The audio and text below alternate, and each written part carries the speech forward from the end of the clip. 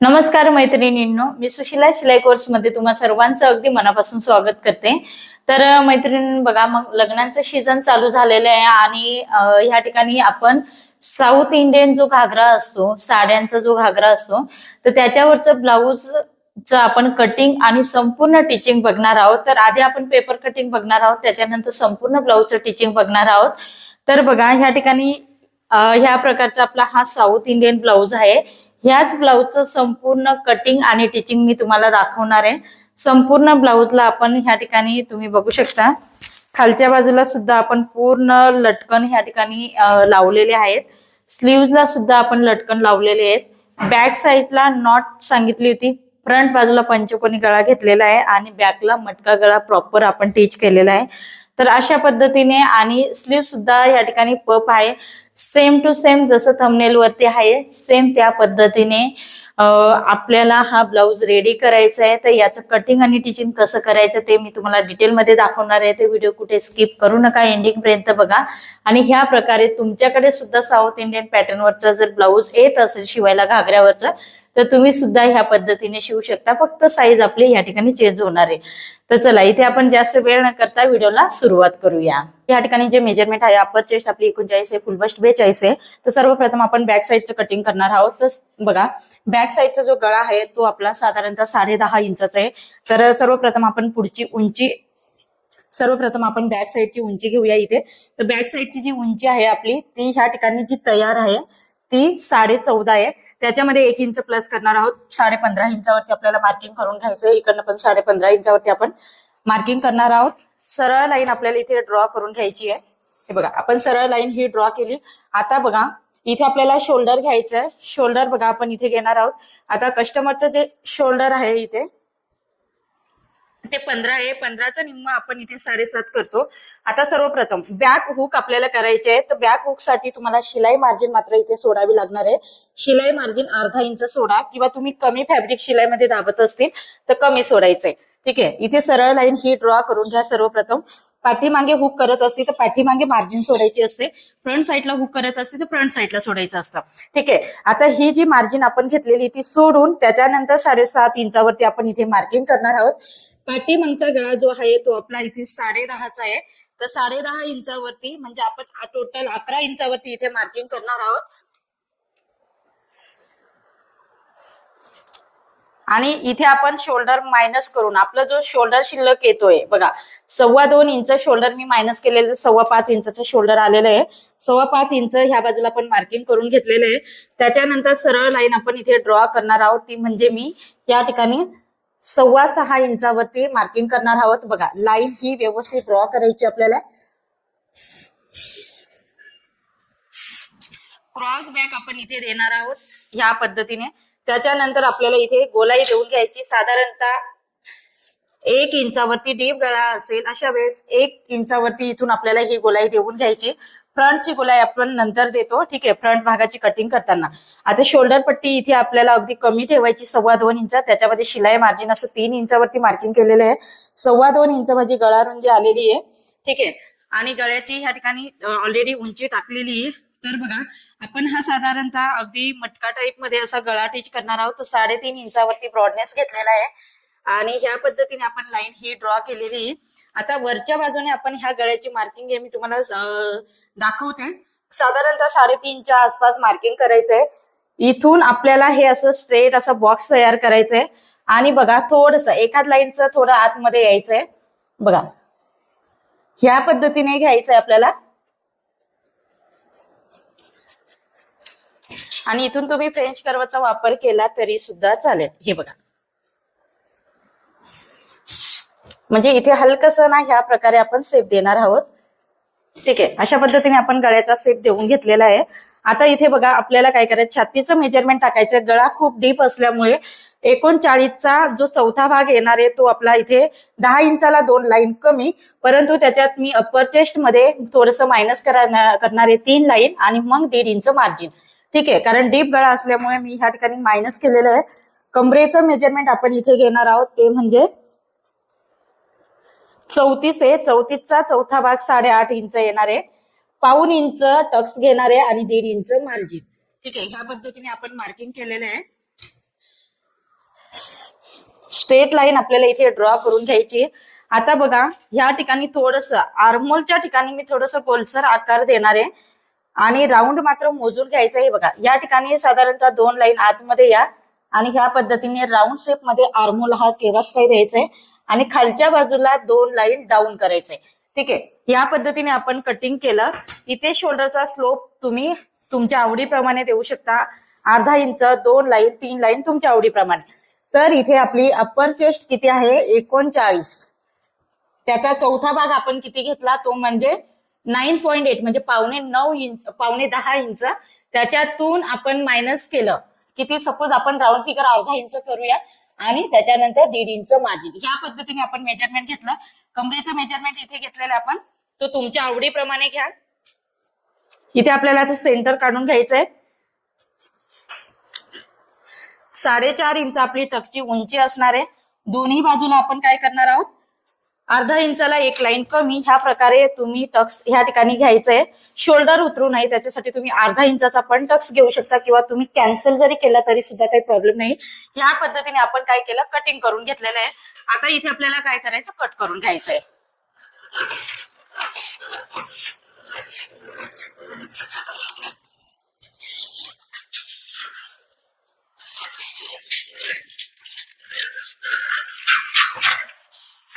असे तुम्हाला डिटेलमध्ये कटिंग शिकायची असती तर नक्कीच आपल्याकडे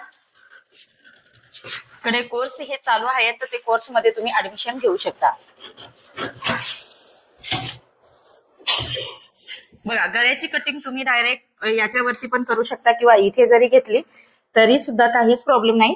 ठीक आहे, आता मी इथे गळा कट करत नाही कारण मला डायरेक्ट ब्लाऊज पीसावरतीच कट करणार आहे मी. तर ह्या पद्धतीने आपण कटिंग करून घेतलेलं. आता हा पेपर साईडला ठेवायचा आहे. आता सर्वप्रथम ह्या ठिकाणी मी 1.5 इंचाची ह्या बाजूला मार्जिन सोडणार आहे कारण हेवी साईज आहे. चेस्टचा जो उभार आहे तो थोडासा जास्त आहे. ठीक आहे, त्याच्यामुळे ह्या बाजूला मी 1.5 इंचावरती एक लाईन अशी ड्रॉ करून घेणार आहे. तुम्ही सुद्धा ह्या प्रकारे करू शकता. थोडंसं आज मी वेगळ्या पद्धतीने कटिंग दाखवणार आहे तुम्हाला. हा जो पार्ट आहे तो आपण असा ठेवूया. ठीक आहे, पूर्ण उंची आपली इथे घेतली, त्याच्यामध्ये मी ह्या ठिकाणी 1.5 इंच प्लस करणार आहे. पुन्हा किती, 1.5 इंच. तर असं टोटल आपल्या फ्रंटची उंची किती येणार आहे ते आपल्याला ह्या ठिकाणी बघायची. कस्टमरची हाईट जास्त आहे, फुलबसचा उभार जास्त आहे. 42 जरी फुलबस 17 उंची आपण फ्रंटची घेतोय आणि बॅकची उंची आपली किती आली होती 15.5. या प्रकारे आपण लाईन ही ड्रॉ करून घेतलेली आहे. आता लाईन ड्रॉ करताना ही इथपर्यंत अशी करून घ्या. ठीक आहे, आता आपल्याला शोल्डर घ्यायचंय. शोल्डर आपण फ्रंटचं किती घेणार आहोत, या ठिकाणी 5.5 इंच आणि 1 लाईन अशा पद्धतीने येणार आहे माझं फ्रंटचं शोल्डर. आता हे मी कसं ऍडजस्टमेंट केलेलं आहे, ज्यावेळेस तुम्ही माझ्या सिरीज प्रमाणे प्रत्येक व्हिडिओ बघणार ना त्यावेळेस तुम्हाला समजेल. आणि आर्मोलची लाईन मात्र सेम घ्यायची आहे. आता ह्या पद्धतीने आपण ज्यावेळेस कटिंग करतो ना तर त्यावेळेस परफेक्शन हे 100% येतं. शोल्डर मायनस पद्धती ही बॅकची आणि फ्रंटची नेहमी वेगवेगळी असते गळ्याच्या उंचीनुसार. त्याच्यामुळे तुम्हाला हे फॉर्म्युला समजण्यासाठी थोडस सिरीज प्रमाणे व्हिडिओ बघायला लागतील किंवा तुम्हाला अगदी फास्ट शिकायचं असेल डिटेलमध्ये जास्त शिकायचं असेल तर तुम्ही स्क्रीनवरती जो नंबर दिलेला आहे त्याच्यावरती हाय करायचंय आणि आपला कोर्स हा तुम्ही जॉईन करू शकता. ठीक आहे, आता इथे आपल्याला काय करायचंय, ही जी रुंदी आहे ती आपण इथे मार्किंग करून घेऊया. इथे मी मार्किंग केलं. ठीक आहे, तर रुंदी आपल्याला फ्रंटची मिळून जाणार. शोल्डर आपला सेम येणार आहे. ठीक आहे, त्याच्यानंतर फ्रंटची जी गळ्याची उंची आहे आपल्याला, आता फ्रंटचा जो गळा घ्यायचा आहे ना तो पंचकोनी गळा घ्यायचा आहे. ठीक आहे, तुम्ही कोणताही गळा घेऊ शकता. आता मी जो गळा घेतलाय तोच तुम्हाला घ्यायचा आहे असं काही नाहीये. ठीक आहे, तर मी इथे 7.5 इंच गळ्याची उंची घेणार आहे. थोडंसं डीपनेक मध्ये पाहिजे कस्टमरला त्याच्यानुसार. ठीक आहे, इथली रुंदी आपली आलेली 2.25 इंच. तर ह्या बाजूची सुद्धा तेवढीच आपण घेणार आहोत. 3 इंच घेणार आहे मी, 2.25 इंच नाही, थोडंसं डीप मध्ये जाणार आहे. ठीक आहे, आता इथे आपल्याला बॉक्स तयार करून घ्यायचे गळ्याच्या उंचीचा. त्याच्यानंतर आपण इथे पंचकोनी गळा घेणार आहोत. तर साधारणतः वरती 1 इंच या. तुम्ही ह्या पद्धतीने लाईन ड्रॉ केली तरी सुद्धा चालेल. बघा अशा पद्धतीने हा झाला स्ट्रेट पंचकोनी. तुम्हाला याला राऊंड करायचं असेल तर राऊंड सुद्धा करा. आता मी ब्लाऊज पीसामध्ये थोडासा राऊंडेड मध्ये घेणार आहे. आता आपल्याला इथे काय करायचं, फुलबस्ट माझा 42 आहे, 42चा चौथा भाग 10.5. कस्टमरची हाईट जास्त असल्यामुळे मी त्याच्यामध्ये 1 इंच आपल्याला प्लस करायचं. तर 11.5 वरती आपल्याला पॉइंट लावायचंय. कस्टमरची हाईट म्हणजे फ्रंटने हाईट जास्त आहे. ठीक आहे, ह्या पद्धतीने लाईन ड्रॉ करायचं. त्याच्यानंतर खालच्या बाजूने आपल्याला ह्या ठिकाणी 2.25 इंचावरती मार्किंग करायचं आहे. 2.25 इंचावरती आपण खालच्या बाजूने मार्किंग करणार आहोत. हे झाली ही जी लाईन आहे upper chest, full bust, lower bust आणि कमरेचं मेजरमेंट, या प्रकारे लाईन असते. आता यांचं लोअर बस्ट जे आलेलं आहे ते कुठपर्यंत आलेलं आहे तुम्ही बघू शकता, 14.5च्या आसपास आलेलं आहे. ठीक आहे, ह्या पद्धतीने तुम्ही घेऊ शकता. आता ह्या कटिंग मध्ये मी जो टक्स घेणार आहे तो 3 इंचाचा घेणार आहे. ठीक आहे, तर ह्या बाजूला 1 इंच आणि ह्या बाजूला 2 इंच अशा पद्धतीने डिवाइड करणार आहे. तर मी इथे 1 इंचावरती मार्किंग केलं आणि जी आपली गळ्याची बाजू आहे तिथे मी डायरेक्ट ही लाईन ड्रॉ करून घेणार आहे. आता आपल्याला ही तिरकस लाईन आहे ना, इथून आपल्याला मेजरमेंट या ठिकाणी टाकायचंय.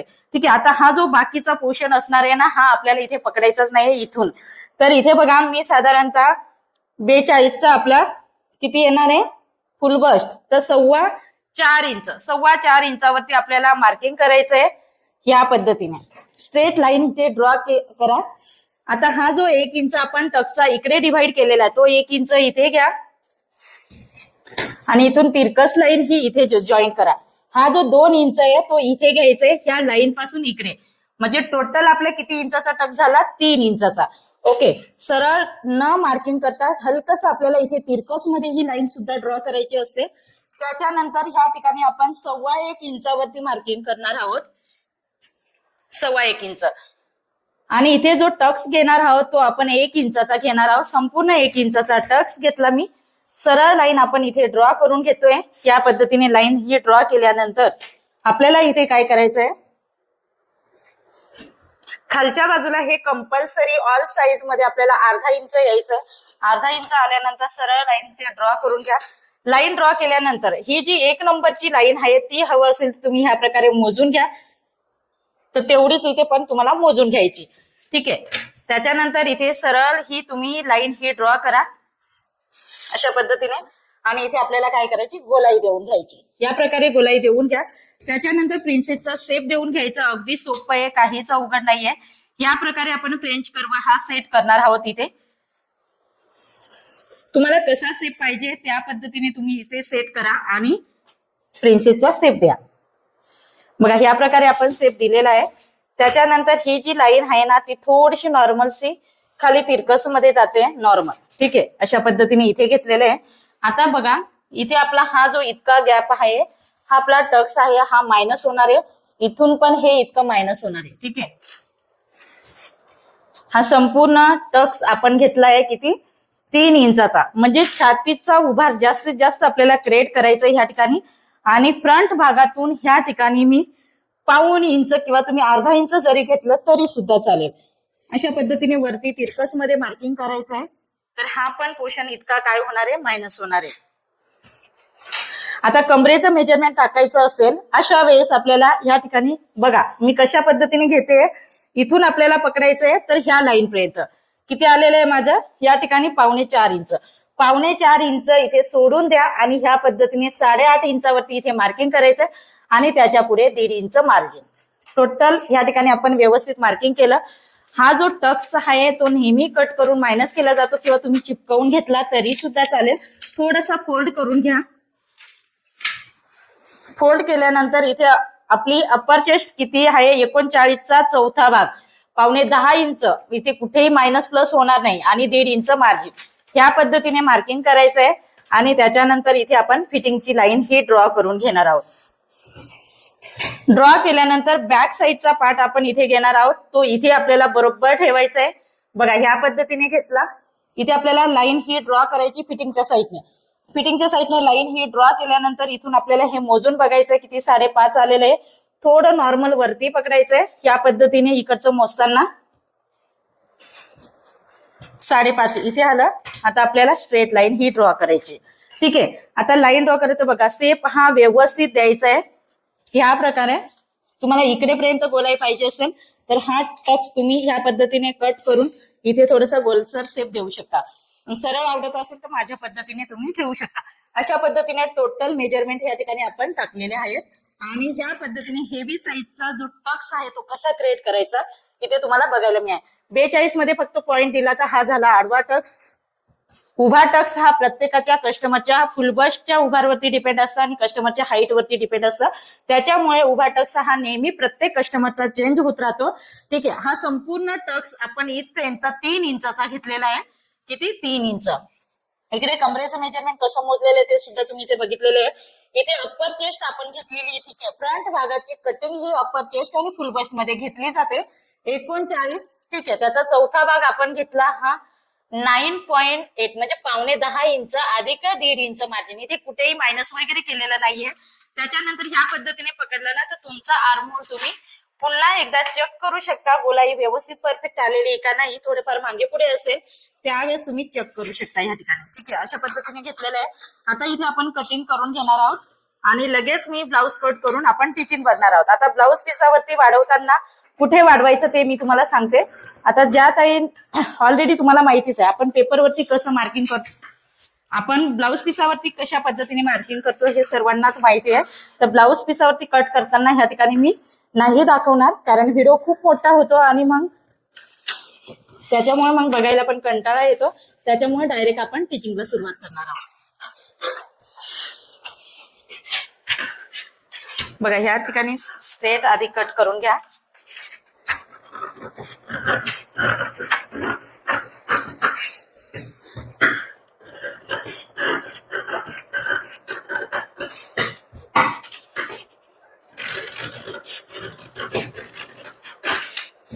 बघा या पद्धतीने आपला हा भाग कट करून झालेला आहे. तुम्ही बघू शकता खूप सुंदर पद्धतीने शेप आलेला आहे.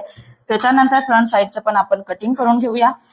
तुम्हाला याच्यापेक्षा थोडा कमी डीप पाहिजे असेल तर कमी पण घेऊ शकता तुमच्या आवडीप्रमाणे. आता कस्टमरच्या आवडीप्रमाणे मी इथे कटिंग करते.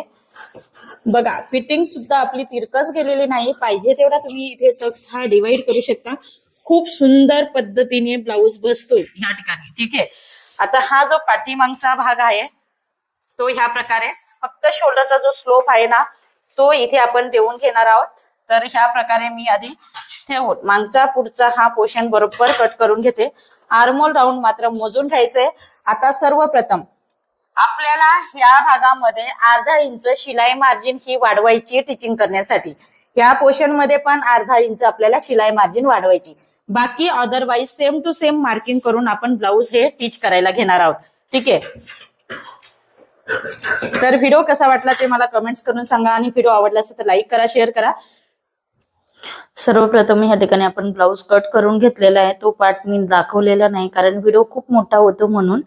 तर या ठिकाणी आता आपण मेन फॅब्रिक आणि अस्तर हे जोडून घेणार आहोत.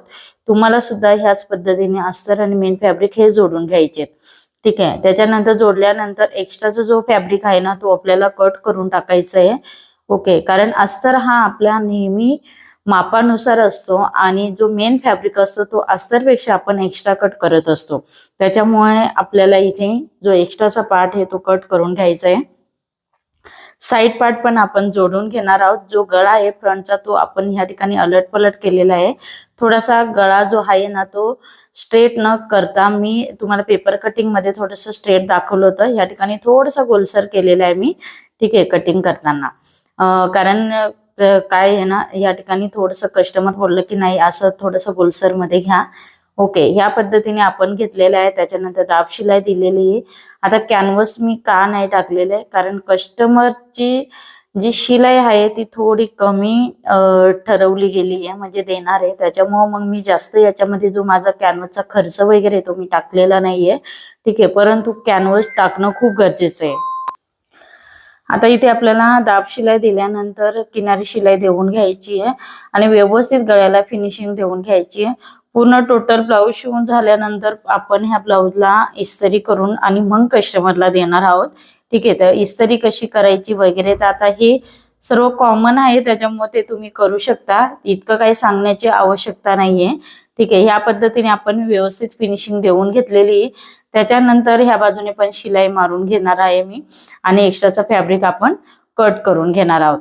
ठीक आहे, आणि प्रिन्सेसचे दोन्ही पार्ट आपण जोडायला सुरुवात करणार आहोत. एक्स्ट्राचं फॅब्रिक आपण कट करून घेतलेलं आहे. त्याच्यानंतर प्रिन्सेसचा पार्ट आपण या ठिकाणी आर्महोलच्या साईडने जोडायला नेहमी सुरुवात करायचं, खालच्या बाजूने शक्यतो नाही करायचं. ठीक आहे, ह्या पद्धतीने आपण जोडायला सुरुवात केलेली आहे. दोन्ही साईडचे पार्ट हे व्यवस्थित आपल्याला जोडून घ्यायचे. कुठे खालीवर फॅब्रिक झालेला नाही. पप बघा बिना कपचा सुद्धा ह्या ठिकाणी खूप सुंदर आलेला आहे. साईडचा पण आपण प्रिन्सेसचा पार्ट सेम त्याच प्रोसेसने ह्या ठिकाणी जोडून घेणार आहोत. या पद्धतीने आपण व्यवस्थित तयार करून घेतलेले आहे. एक्स्ट्राचं काही थोडंफार खाली फॅब्रिक कमी जास्त असेल तर ते व्यवस्थित क्लिअर करून घ्यायचंय.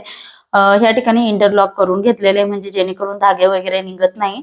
या प्रकारे फिनिशिंग द्यायची. त्याच्यानंतर आपण ह्या ठिकाणी कमरेची पट्टी टिच करून घेणार आहोत. हे बघा ह्या पद्धतीने कमरेची पट्टी आपल्याला ह्या ठिकाणी 1 इंचाची मी घेतलेली डबल फोल्ड करून, सिंगल पण घेऊ शकता. मग त्यावेळेस तुम्हाला एका बाजूने अर्धवट फोल्ड करून घ्यायची आणि मग ह्या ठिकाणी लावायची. आता दाब शिलाई देऊन घ्यायची आणि त्याच्यानंतर आतमध्ये दुमडून घ्यायची आपल्याला आणि पुन्हा कच्ची शिलाई देऊन घ्यायची. किंवा तुम्हाला हात शिलाई करायची नसेल तर तुम्ही डायरेक्ट पक्की शिलाई पण देऊ शकता. अशा प्रकारे आपल्याला ह्या ठिकाणी फिनिशिंग मध्ये टिच करायचे. बघा किती छान पद्धतीने ह्या ठिकाणी आपण पट्टी पण लावून घेतलेली. फिनिशिंग मात्र ही परफेक्ट द्यायची तुम्हाला. अशा पद्धतीने आपण तयार करून धागे वगैरे एक्स्ट्राचे असते ते कट करून घ्या. त्याच्यानंतर आपण बॅक साईडचा पार्ट घेणार आहोत. बॅक साईडला आपल्याला हुक आहेत ते तुम्हाला माहितीच आहे. तर बॅक साईडचा भाग सुद्धा मी ह्या ठिकाणी अलट पलट करून घेणार आहे. ओके, ह्या पद्धतीने आपण घेतलेला आहे. कस्टमर हेल्दी असल्यामुळे अलट पलट जरी केला तरी ब्लाउज खूप सुंदर बसणार आहे. फ्रंट ओपन आहे आणि बॅक पण ओपनच आहे. ह्या ठिकाणी बोटनेक नाहीये.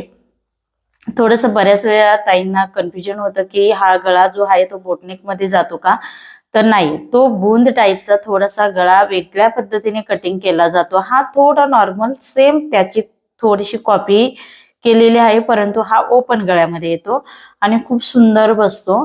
दिसायला पण प्रॉपर मटका शेप मध्ये गळा दिसतो.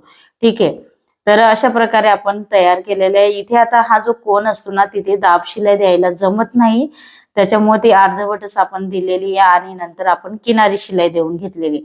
हा जो कोना असतो ना तो व्यवस्थित बाहेर काढून घ्यायचा आहे तुम्हाला.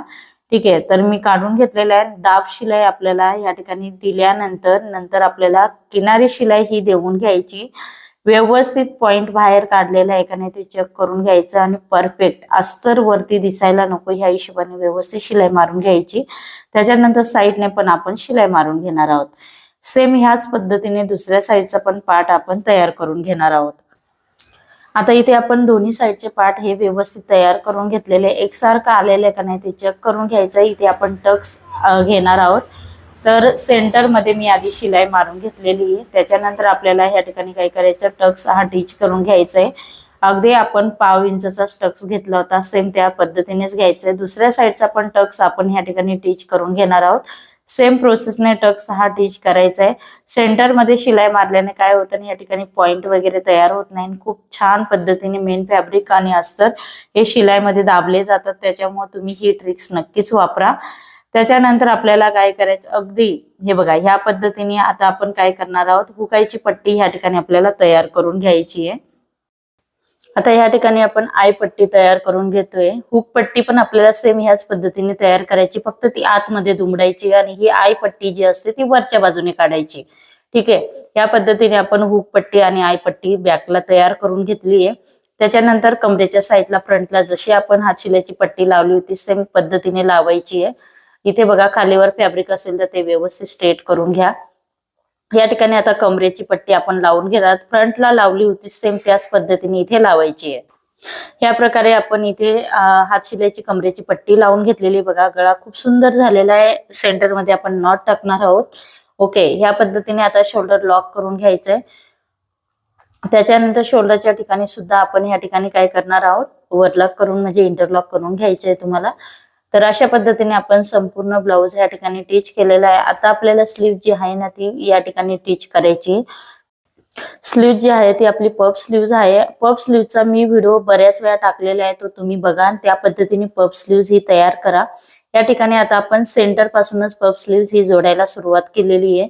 तुम्हाला सुद्धा कोणतीही स्लीव्ज असू द्या तुम्हाला सेंटर पासूनच जोडायची. म्हणजे सेंटर पासून जोडल्यानंतर काय बेनिफिट मिळतो, जो आपला स्लीवचा सेंटर असतो तो इकडे तिकडे जात पण नाही आणि दोन्ही बाजू बॅक आणि फ्रंटला दोन्ही भागामध्ये अगदी इक्वल मध्ये ह्या ठिकाणी आपली स्लीव्ज ही येते. कुठेही कमी जास्त होत नाही. खूप फिनिशिंग मध्ये म्हणजे परफेक्टपणा जास्त येतो ह्या मेथड मध्ये जोडण्याच्या.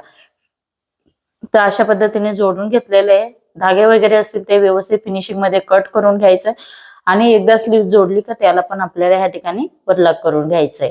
ठीक आहे, अशा पद्धतीने पफ स्लीव्ह आपली परफेक्ट तयार झालेली आहे. आता दुसऱ्या साईडची पण मी तयार करून घेणार. दुसऱ्या साईडची पण स्लीव्ह आपण जोडून घेतलेली. आता फायनल आपल्याला सेंटर काढून या ठिकाणी फिटिंग करून घ्यायची. तर फिटिंग करताना बघा या ठिकाणी अशा पद्धतीने सारखे पार्ट तुम्हाला हे इक्वल मध्ये करून घ्यायचे आणि या ठिकाणी फिटिंग करायची. ठीक आहे, तर फिटिंग आपण या ठिकाणी करून घेऊया. तर अशा पद्धतीने फिटिंग केल्यानंतर आपण बाईच्या साईडने आणि फिटिंगच्या साईडने इंटरलॉक करणार आहोत.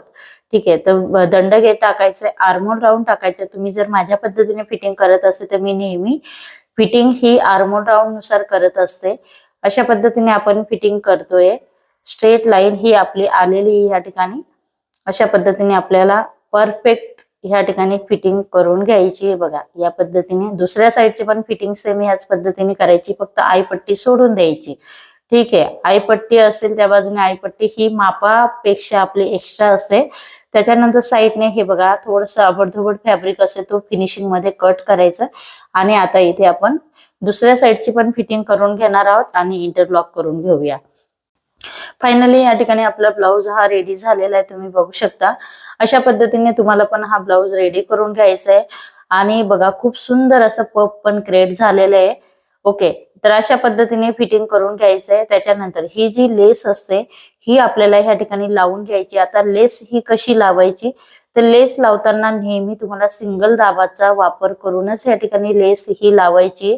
बघा या ठिकाणी आपण लेस लावायला सुरुवात करतोय. तर ही अरीवर्कची लेस आहे आणि जी लेस आहे ती आपण आतमध्ये टाकतोय. फक्त आपल्याला जे मोती आहे तेच आपले बाहेर दिसायला पाहिजे.